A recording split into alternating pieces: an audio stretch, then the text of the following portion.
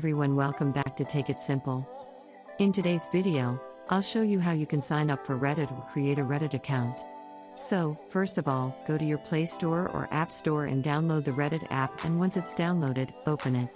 Now you can sign in using your Google account, your Apple account, or using your email. You can do it with whatever you want, but, for now, we'll simply do it through our email. So tap on Continue with Email. Now, enter your email. Now type in your username.